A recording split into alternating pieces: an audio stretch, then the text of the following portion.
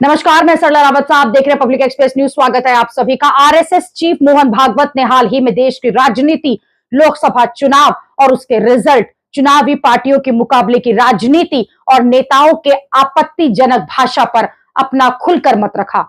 इसके बाद से ही कई बड़े सवाल उठने लगे हैं कि क्या आरएसएस और बीजेपी के बीच मतभेद चल रहे हैं? क्या मोहन भागवत बीजेपी से नाराज हैं? क्या चुनावों में आरएसएस की अनदेखी मोहन भागवत को खल रही है?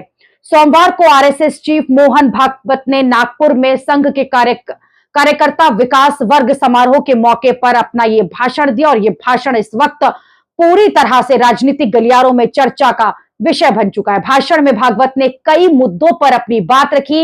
इस देश के कई लोग जो हैं वो भाई भाई हैं। इस बात को हमें अपने विचारों और अपने कामों में लाना होगा।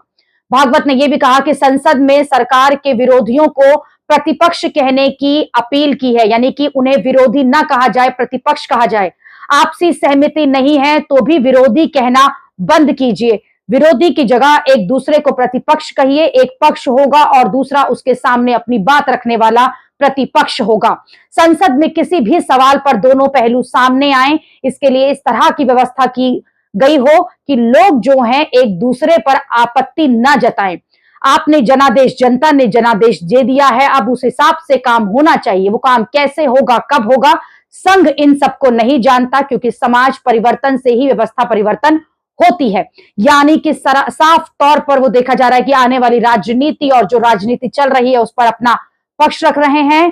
काम करते हैं लोग, काम पर उन्होंने क्या कहा है, लेकिन मर्यादा का पालन नहीं करते। मर्यादा का पालन भी करना चाहिए। अपना धर्म और संस्कृति को बनाए रखने के लिए ये बेहद जरूरी है। कुछ लोग काम जरूर करते हैं लेकिन उनके अंदर अहंकार आ जाता है। काम के साथ अहंकार नहीं आना चाहिए, वही सेवक कहलाने का अधिकार रहता है। ये भी मोहन भागवत ने कहा। साथ ही मणिपुर के हालात पर भी उन्होंने कहा कि मणिपुर एक साल से शांति की राह देख रहा है।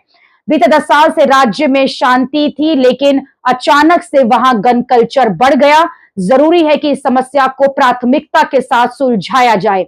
मोहन भागवत का यह बयान अब पूरा चर्चा का विषय बन गया है और इस पर भी दो पक्ष दिखाई दे रहे हैं। जहां एक पक्ष ये कह रहा है कि जानबूझकर इस तरह का बयान दिया गया है क्योंकि वो बीजेपी से नाराज चल रहे हैं। लोकसभा चुनाव 2024 में अनदेखी की गई है पूरी आरएसएस की, मोहन भागवत की बीजेपी के द्वारा, और यही कारण है कि बीजेपी को सीटें भी कम आई थी। राजनीतिक गलियारों में यह कहा जा रहा है, इसलिए मोहन भागवत ने खुले मंच से अपनी बात इस तरह से रखी है। दूसरी तरफ कई लोग इसे अप्रिशिएट भी कर रहे हैं और ये कह रहे हैं कि अगर इस लाइन पर राजनीति की जाती है तो वो राजनीति देखने में भी अच्छी लगेगी और कहीं ना कहीं उस राजनीति से देश में पैदा हो रहा हेट्रेड जो है वो भी कम होगा। आपकी क्या इस पर राय है, हमें इस कमेंट बॉक्स में जरूर लिखकर भेजें। अभी के लिए इतना ही। अगली खबर में आपसे फिर होगी मुलाकात। देश और दुनिया की खबरों के लिए आप देखते रहिए, आप जुड़े रहिए पब्लिक एक्सप्रेस न्यूज के साथ। धन्यवाद।